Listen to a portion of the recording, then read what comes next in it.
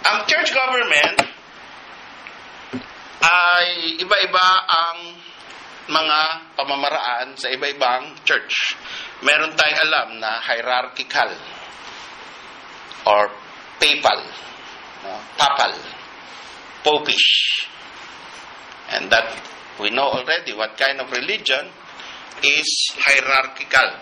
Pero it's sad na may mga Baptist na gustong maging hierarchical.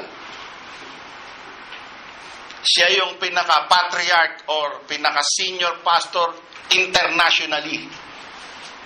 Baptist, Tapos meron siyang mga junior pastors all over the world. Siya yung pastor. Meron siyang junior pastors. Doon sa junior pastors, under them, merong mga preacher, tawag. Wala namang ranggo na senior pastor, junior pastor, preacher. Wala naman yan sa Bible Merong apostle. Pagkatas ng apostle, wala na ngayong apostle, elders. And it is the same as elders and bishops, overseer, pastor, pare-pareho ang ibig sabihin, is referring to one kind of man. The one assigned by the Lord to rule the church. Okay? Then there are deacons. Dalawa lang. Kaya nga yung Baptist, in-acronym yan, B-A-P-T. I-S-T-I-S-T-S. B, Bible alone. A, autonomy of the church. P, priesthood of all believers. Okay? T, two ordinances. I, individual soul liberty. S, save only our members. Diba? Ano pa yung isang S? Separation of state. Sa dulo yun. No? Yung isang unang S is save only are the members. Yan ang mga Baptist tenet. T, two ordinances. So, meron tayong two ordinances and two officers. Dalawang T. Tapos yung huling S, nilagyan nila ng huling S. Dati naman walang huling S. Okay, separation of church and state. Ito yung Baptist. Sa ulo nyo ba yun? Sa uluhin nyo. Pira naman Pagka wala kang alam na ma-sermon, bigla ka pinatayo. I'm a Baptist. B. Di ba? Meron ka na kagad, no? So, okay. Church government tayo, hindi yun. Meron two officers. At yan napakatagal ng Baptist, mark of a Baptist church. Okay? Ngayon, dinadagdagan. Kaya, senior pastor, junior pastors, preachers, pagkatapos, meron dito sa Saudi Arabia, meron senior preacher, tsaka assistant preachers sa iba-ibang So, no? Pero yan, Catholic. At hindi tayo niwala dyan. Okay, then we have Presbyterian. Ang Presbyterian, ibig sabihin yan, merong ministry. Ang tawag nila ron ay prelacy or those who are the elders. Sila nagro-rule ng buong church. Yung mga ordained, sila ay nilalagay doon, tapos sila yung nagro-rule ng buong church. Hindi isa lang. Marami. Okay? Pag na-elect ka ron, yun, isa ka sa mga nagro-rule. Yun yung Presbyterian style. Coming from the word presbyteros. Okay? Which is elder. Democratic, yan naman yung karamihan ng Baptist, ganyan. Democratic congregational. Which means, ang nagro-rule yung mga tao. Of course, alam natin democracy is government of the people, by the people, for the people. Pero sa church, pag theological meaning yan, sa church government, democratic means the people are the one who rule. So yung pastor, sunod-sunuran doon sa tao. Tanggalin ka, sabihin, mali yung sermon mo, silang susulat ng sermon. Pastor, gusto namin i-sermon mo next Sunday ito Yun. The people are the one ruling the church. Okay. So, mali rin yun. Wala tayo sa Bible makikitang ganyan. Merong authoritarian, which is I also call false theocracy. At yan yung tinuro sa amin. It's the wrong kind of interpretation of the word theocracy, which means God rules through His chosen man. Dalawa lang ang component doon. God and the preacher. Yan ang nagro-rule sa inyo. So, baligtad yan ng democracy. In democracy, the members rule the pastor and the whole church. Yung autocracy, the pastor rules the member and the whole church. What he says goes. Ang tawag diyan, my way or the highway. Sundin niyo ako o lumayas kayo. My way, it's either my way or the highway. If you don't like me, my rules, I started this church, I am the ruler of this church, God appointed me. Parang yung pastor siya, prophet, king, priest. Okay? So, false theocracy. Wala tayo sa Bible makikita niya. And the last, biblical theocracy. And, so, dun tayo. God rules. Pero ano ba yun? Tingnan natin. In biblical theocracy, God rules. That's number one. The Father rules the church.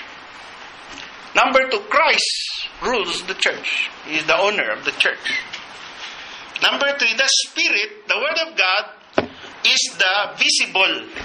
Kasi ang Father is a Spirit, so hindi mo nakikita ang Father. Pero siya ang ruler. Siya ang may plano. The Lord Jesus Christ is visible, pero hindi siya nagpapakita ngayon. Nakaupo siya sa langit. Pero merong visible. Ito yung absolute rule of our faith and practice. Absolute. Ibig sabihin, walang dapat sumalungat dito. Pag sumalungat ka rito, mali ka na. Kahit ikaw pang lahat gumastos dyan sa church na yan. Ikaw nag-umpisa, ikaw nag-soul win at nagpakahirap ka. Tapos later on, akala mo may liberties ka na, pwede mo nang salungatin ang Bible, tanggal ka dyan. Tatanggalin ka ng Panginoon. At kapag hindi ka tinanggal ng Panginoon, ang Panginoon tatanggalin yung buong church sa kanyang harapan. Ganon ang penalty ng church na pumapayag na yung pastor nila ay sumasalungat sa scripture na hindi nila sinasalungat. Okay? The Word of God is the visible soul. Mamaya po may mga verses tayo. The Spirit rules as the invisible administrator. So, ang Spirit, kinakausap tayo. Kaya tayo nagkakaroon ng same mind. Diba? Paano tayo nagkakaroon ng unity? Iba-iba training natin, iba-iba background natin, iba-ibang educational attainment natin. Pag nag-decide, amen. Hindi yung napapa-amen ka lang kasi lahat sila nag-amen na. Huwag kayong ganon. Ha? Pag sinabi nung leader, amen ba? Tapos ang dahil nag-amen. Mali yun eh. Amen. Yun na nga, amen na rin. Napa-amen ka. Ha? Stand your ground. If you think you are the one biblical, don't say amen. And later on, siyempre, huwag kang mag-skandalo din. Mali din yun. Ako hindi amen. Hindi pwede yun. Mali rin yun. So, tanungin mo in private.